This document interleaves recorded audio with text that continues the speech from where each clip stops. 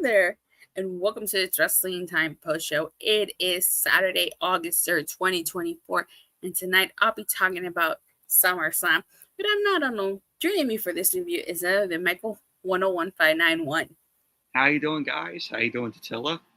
Always a pleasure of you for having me on these streams. You know, very highly am grateful, of coming on here. And everybody go subscribe to Datila if you haven't, and if you're checking out this live stream. She's one of my great friends on this platform, and I would like to see her succeed.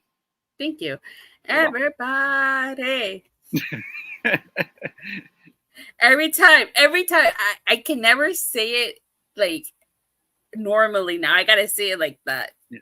Please subscribe to Datila so she can get monetized. It's not that. It's the watch hours. And the watch hours, yeah. I mean, all right. Great.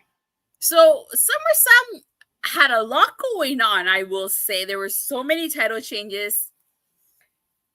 But we got to talk about, I would say, one of the biggest things that happened at SummerSlam tonight marked the return of Roman Reigns. The head of the table. Yes. I will say, I think everybody kind of thought Roman was coming back. I thought he was going to come out at the end of the match. I didn't think he was going to come out in the middle of the match. Now, overall, I will say the main event was a Bloodline Rules match for the WWE title, Cody Rhodes versus Solo Sikoa. As we know, Solo Sikoa challenged Cody Rhodes to this match on the SmackDown Go Home show to SummerSlam, and Cody Rhodes accepted. I felt like this was kind of a rinse and repeat of the WrestleMania 40 Night 2 main event. Which I was there for. Yes, what you were there for. I felt like this kind of felt a little flat, if you ask me, because I felt like this was more so about the return of Roman Reigns than anything else. I agree. But I wonder if Jacob Fatu got hurt in this, because I feel like after he put Cody Rhodes to the announce table, he didn't get back up. So I wonder if he would have had a much larger role in the finish than what we got.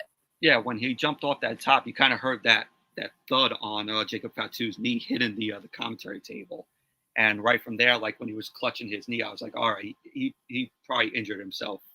I hope he didn't. I really hope he didn't injure himself. Because then if he's injured, then the whole thing with him and Tama Tonga, they're going to have to relinquish the tag titles. No, you're forgetting the Freebird rule. I always forget the Freebird rule. Tongaloa. Technically, under the Freebird rule, Tongaloa is tag team champion. So, Tongaloa could take a Jacob Fatu's spot. But anyhow, what did you think of the main event, and what were your thoughts on Roman returning? I thought it was a very good main event. I enjoyed Sikoa and Cody here. Obviously, the outcome of the match, we all knew it was going to happen with Cody retain the title. But it's shocking that, and I like that they didn't do this for Roman Reigns. Like when he came out, like he did not try to, help Cody. He didn't put Cody on top of Sikoa to, pin, for him to pin Sikoa just like that. Cody just did it right on his own. He just pinned Solo Sikoa, on his own for the 1-2-3. Did not even need Roman Reigns' help. And yeah, I like that part too. And I thought Roman Reigns' return obviously was predictable, but still, we all knew that he was going to return. But that crowd reaction that he got was absolutely amazing. I will say, WWE finally got what they tried for so many years to get. A babyface reaction for Roman Reigns. After so many years, they finally got it. He's going to be a huge babyface now after this.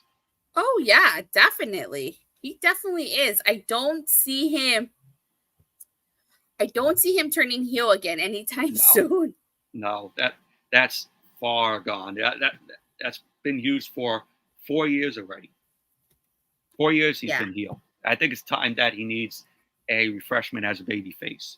But the one thing that they should not do is do like what they did before Roman and the Bloodline, where WWE was shoving Roman Reigns down our throats. We don't need to see that again.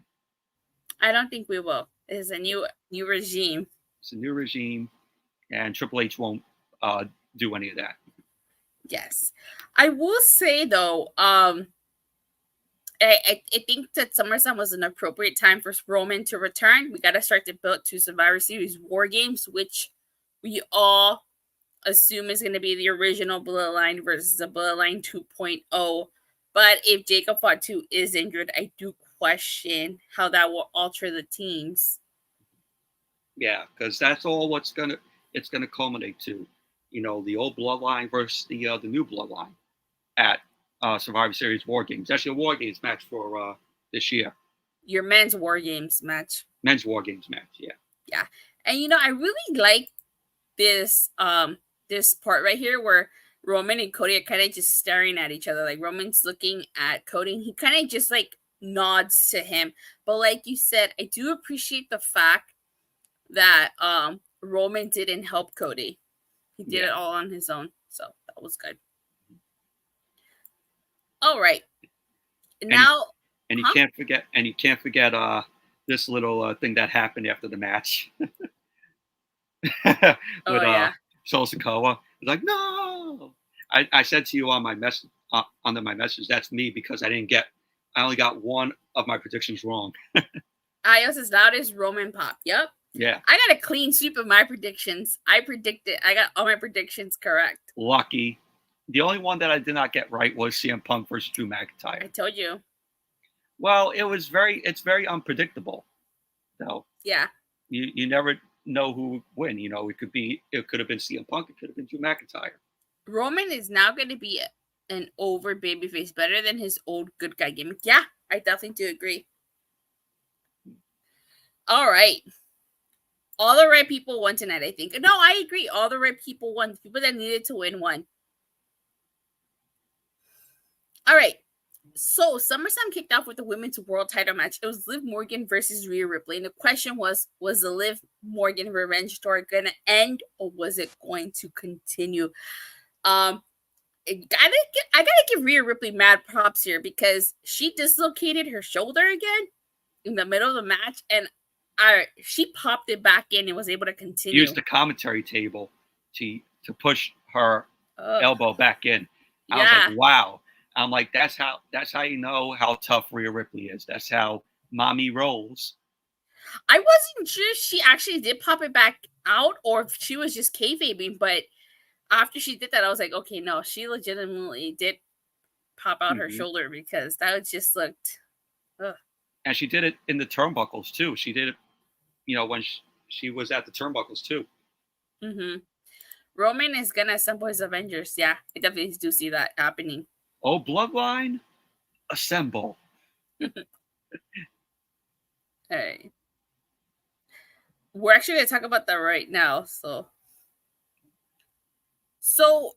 the big question here going into this match, Dominic is a guerrero. He lied to Rhea, helped Liv cheat. Hey, he lies, he cheats, he steals. The big question here was, what was Dominic gonna do? I said for weeks. This is why you guys gotta tune in. I said for weeks that they were gonna recreate the WrestleMania 20 angle here. I said Dominic was gonna play the role of Trish Stratus, Liv Morgan was gonna be Christian, and Rhea Ripley was gonna be Chris Jericho.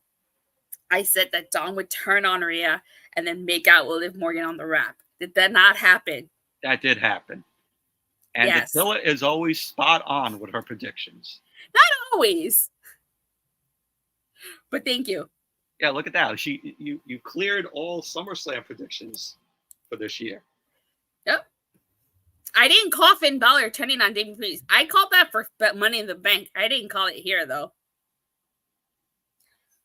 But anywho, I don't think it was a surprise that Dom turned on Rhea. I think that we all saw it coming, but like I said, they were going to recreate WrestleMania 20. And Dominic left Mommy upset in the ring, heartbroken. The moment Damian was pissed backstage, I knew cracks were starting. Yep. Mm-hmm. So, as I alluded to, Damian Priest was super pissed at Dominic. And you can kind of tell Finn Balor was just over Damian Priest. He's like, I'm tired of this guy. Yeah. And that played a factor in Damian Priest's match, but we'll get to that when we get to this. I thought Liv Morgan and Rhea Ripley was a good match. I did not expect it to kick off the show. Yeah, I didn't expect it to kick off the show either. Next, we get the IC title match, Sami Zayn versus Bron Breakker. I don't want to say this was a squash match, but this was a short match. I'm glad it was because, in my opinion, Bron Breakker needed to destroy Sami Zayn. Yeah, Bron Breakker needed this win. Mm-hmm. You know, he's over with the crowd. You hear the people in the crowd barking. That's how you know that he has made it and that he's over. And him win the Intercontinental Championship, defeating Sami Zayn, this is going to further Bron Breakker even more to being, you know, one of the breakout guys of the company. Yeah, I agree. So I have no problem with this being a really short match because it needed to be. He had to destroy Sami Zayn. And I'm happy that he's the new Intercontinental Champion. He had the Steiner brothers, you know, present there to watch him win. Yeah, I thought that was a nice touch. All right, next we get the U.S. title match. It's Logan Paul versus L.A. Knight. Yeah.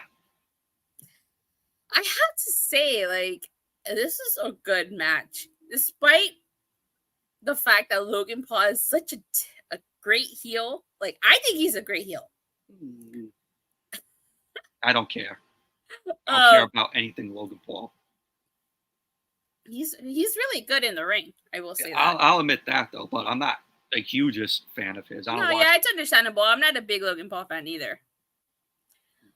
But I was really hoping L.A. Knight would win. And I don't know much about football, but the Cleveland track record doesn't really seem to have the best track record when it comes to victories in their hometown here. That's true. U.S. champ. Yeah. Yeah. And so happy. L.A. Knight. Yeah. Won. I'm so happy he deserved this. I thought it was going to be the typical finish that they normally do for Logan Paul's matches. I'm glad it didn't play out that way. Yeah. I agree. So I thought the match was good. You had MGK, Machine Gun Kelly, sitting at ringside. He actually gave Logan Paul some brass knucks that he wore as a necklace, which I thought, you know, that was kind of like original there. Because normally when you see, you know, wrestlers with brass knucks, they usually take it from their tights and just use it like that. But I thought that was a pretty original way, you know, to wear it as a necklace. And then MGK handed it to Logan Paul there. Yeah. Jenny Rhodes' chokeslam was smooth. I agree. He did a really smooth chokeslam, but more on that when we get to his segment. Oh, God, that segment. So we get the WWE Women's title match. It was Bayley versus Nia Jax. And I have to say, I didn't think this was a terrible match. I thought it was a decent match. Like I mentioned, they're telling a story between Nia Jax and Tiffany here, Queen and the Princess. A couple of details here. I really like the fact that Tiffany came running down to the ring with her briefcase, kind of hinting that she was going to cash in. But she could probably play it off, like Josh mentioned on his review. She could probably play it off that she was trying to help Nia Jax by causing a distraction, which you can say that she did because Nia Jax won. And if you notice at the end when she was celebrating with Nia, she was looking at the title. Mm-hmm. So I think she's going to cash in on Nia when she least expects it. And I can't wait. I'm like, Nia Jax is the champion. I'm praying to God that Tiffany Stratton cashes in quick and takes the title off of her. I think they're gonna drag it out for a bit. Ugh. I mean, don't get me wrong. I'm not a huge fan of Nia Jax, but the way how she's being booked under Triple H's regime, it's been pretty decent. I think that she's decently booked, better than she was under Vince's regime, where she was pretty much basically injuring some of the women. But I have to say she is, pretty, decent now, and she's not injuring nobody. We did not have word of one injury since Nia Jax has returned. Folks can say whatever they want. Nia Jax earned this. This run has been great. But I agree. She's earned it. Say what you want about Nia Jax, but I think since she's came back, like you said, this run has been probably her best run to date. As long as we pray, no Charlotte Flair. I want a Nia Jax Charlotte Flair match for the title. I still think that Tiffany's taking the title off of Nia Jax. Oh, great. Then when Charlotte Flair comes back, then we're going to have Tiffany Stratton versus Charlotte Flair, blonde versus blonde. We get the match that everybody was waiting for. And I got to say, but Bayley versus Nia Jax, I thought that was the worst match on the card. Really? I thought it was terrible. I didn't think it was a bad match. Like, if you took this match off of SummerSlam, this would have been a good card from top to bottom. This would have been a good show from top to bottom. But still, it was still a good show to me. Okay. So next we got CM Punk versus Drew McIntyre. This was a match that everybody was anticipating. And everybody was talking about SummerSlam 97, that this match is going to recreate SummerSlam 97. I will say, I found this on Twitter. Punk and Drew McIntyre paid homage to Bret Hart and The Undertaker here. And I did not catch that. And Seth Rollins paid homage to Shawn Michaels here. How did I not catch that? I kind of was like, he looked like, why does he have that robe? But yeah, I didn't put it together until I saw that image on Twitter. I was like, okay, I see it now. And Seth Rollins coming out wearing that jacket looking like Beetlejuice. Oh, they've said that on commentary. And what the hell was up with his pants? What the hell was up with Rollins' pants that he was wearing? Looked like he was going to the disco. But I like that they paid homage to the finish here with Seth Rollins almost hitting CM Punk with that steel chair.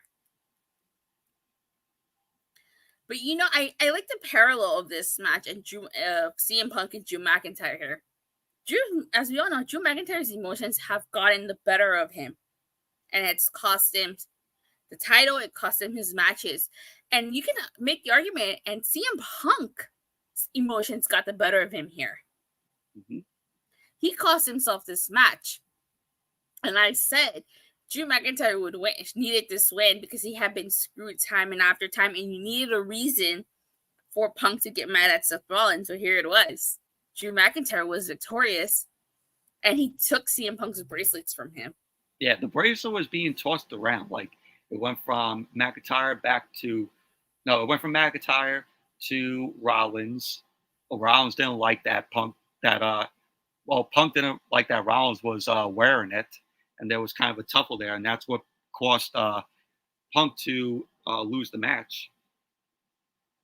And then the bracelet went back onto Drew McIntyre, which suggests that we're getting another match between the both of them.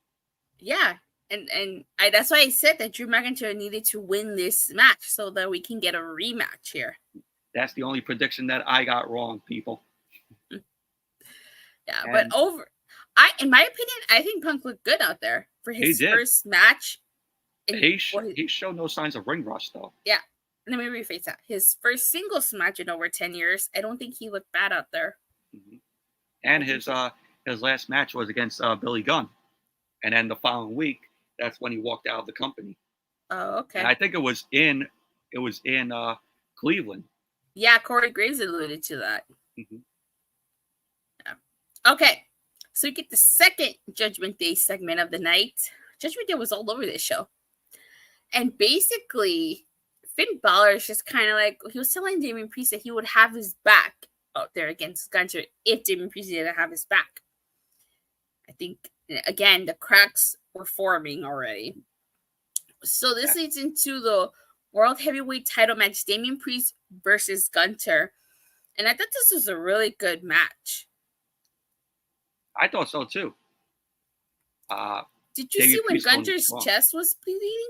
Yeah, they had a chop fest. Hell, it was a better match than Suzuki versus Jericho on Dynamite almost 2 weeks ago. That match was awful. So now Finn Balor did come out, and Finn Balor put Gunther's foot on the rope. Otherwise, Damian Priest would have won this. And this image is very telling. Mm-hmm.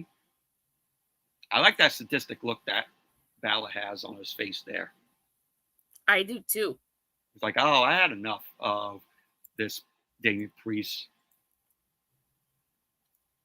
Same. I do think who was it that said it? Was it Seth Rollins or Cody Rhodes? No, I think it was Seth Rollins. Seth Rollins. Seth Rollins said that Finn Balor was jealous of the fact that Damian Priest did the one thing he could never do, and that was win the world title.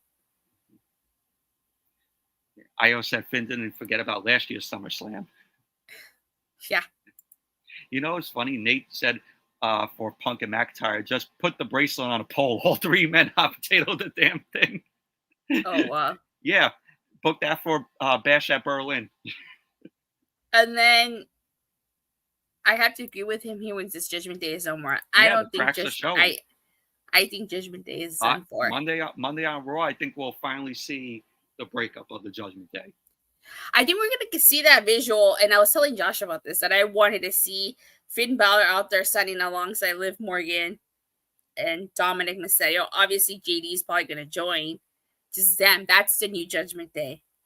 Yeah, that should be your new Judgment Day. And I was thinking maybe you have Priest and Rhea Ripley, together. Have, Rhea Ripley accompany Damian Priest out there. Damian Priest accompanying Rhea Ripley out there, for their matches. So I sense, that's what, they may do. I would like to see that because Priest and Rhea Ripley are going to be the two most over baby faces. Now, I wonder if at the end of all of this, Dominic is going to go back to Rhea and become a baby face himself. Because I could see Liv Morgan getting tired of Dom because I don't think she genuinely had any feelings for him. I think she was just wanted to seduce him and take him away from Rhea, which she succeeded in doing. So I feel like maybe she might get tired of him. And for her, and probably go to Balor. Yeah. I think so too. I think maybe this is all like a setup for Dominic, under Liv Morgan. Oh, definitely. They're going to play it out for a bit. They're definitely going to play it out a little bit, but I think that's what that's heading to. How long have this planned is what I want to know between Liv, Balor, and Dom. That's what I want to know too. And if that happens, you come back to this video, say, "Oh, me and Datila, we predicted it." Well, I do like the fact that they protected Damian Priest in this match. They had Gunther put him to sleep. Mm-hmm. Yeah, congrats to Gunther. I don't think he's losing that world title anytime soon. No, he's going to be your longest reigning world heavyweight champion. Hell, it might exceed his Intercontinental Championship reign. I do, and then the question will become who would take the title off of Gunther, but that's way down the road. There's nobody that could face Gunther for the title now. They got nobody. Yeah, Gunther's not losing that title anytime soon. So, but overall, I thought this was a great match. Yeah, I thought it was a very good match as well. And then last but certainly not least, we get the SummerSlam attendance announcement. We had 57,791 people in attendance, and eight-town down under had to interrupt the awesome truth. Gunther versus Roman. That hasn't happened. I definitely wouldn't mind seeing that. It seems like Jacob Fatu got hurt after that slash. We talked about that. It does seem like he did. Hopefully he doesn't, because I'm sure that's going to change things a little bit. I'm hoping he's okay. But Jelly Roll whacking Austin Theory with a chair and him chokeslamming Theory, and then he got a triple threat 5-knuckle shuffle. What did you think of this? Horrendous segment. Absolutely horrendous. They only just did this just to kill time. Yeah. Time filler. I think it's definitely the cooldown. Mm-hmm. This was one of the best things on the card that Jelly Roll chokeslam. I will say, I think Jelly Roll, I have to agree with Nate, Jelly Roll did do a good chokeslam. The jelly choke. All right. So we're going to stop right there because we already talked about the main event at the beginning. So on a scale from a 1 to a Shawn Spears perfect 10, what would you rank tonight's show? I rank it a 9 out of 10. Really? 9 out of 10? Okay. And almost a perfect 10. This was easily one of the best SummerSlams in years. And it rightfully delivered. I like that there were, title changes tonight. Some of them. If you took off the Bayley versus Nia Jax match, this could have been an easily perfect show. But still, if you don't think about that match, it was still a good show from top to bottom. 7 out of 10. Okay. I hope this ends Cody. I hope so too. Also hope it ends with Kevin Owens. Everybody has to move on from the Bloodline. I think we will, because like I said, they're going to start to build 2 Survivor Series here. As far as I'm concerned, I would give it an 8 out of 10. I thought this was a pretty decent. I actually really liked tonight's show. I thought this was a fantastic SummerSlam. I just feel like the main event was more so about Roman's return than anything else. They basically try to recreate WrestleMania 40 here. Mm-hmm. I didn't mind so much Nia Jax versus Bayley. I thought it was a decent match. So, but I'll give it an 8 out of 10. It's a great show overall. All right, not bad. Provable rating. Yeah, he says it was for the Bayley versus Nia match, 7 out of 10. SummerSlam was 10 out of 10. What Nate said. Perfect 10. Perfect 10. Okay. A Shawn Spears perfect 10. All right. So, get ready to sign off. Where can people find you? Well, you guys could find me at my channel here, Michael101591. Give me a subscribe. Check out my channel. I do WWE, AEW reviews, Monday Night Raw reviews every Monday, Dynamite reviews every Wednesday, SmackDown every Friday, PLEs, when they come. Also, I do movie reviews. I do DVD, Blu-ray, 4K updates. Have old school commercials on my channel for any of you that are very nostalgic and want to, relieve, memories of that time. Definitely check out my channel. And Datila also pops in on my channel from time to time. So, check out my channel, subscribe, and have some fun. All right. As for myself, you can follow me on Twitter at @Datila_. I talk all things wrestling, WWE, AEW, TNA. I go live every Monday, Wednesday, Friday, occasional Saturdays and Sundays. For all things TNA, you can check me out exclusively on Body Slam every Thursday. And it is August. We are officially in Power Month and on the road to Power Morphicon. I will be at Power Morphicon and I'll be covering Power Morphicon. So make sure you subscribe so you can see that footage. But with that being said, thank you guys all so much for watching and for the continued support. Please don't forget to like and subscribe. Make sure you hit that bell so you get notified whenever I go live or release a new video. And I will see you guys Monday after Raw. Bye. Bye, guys.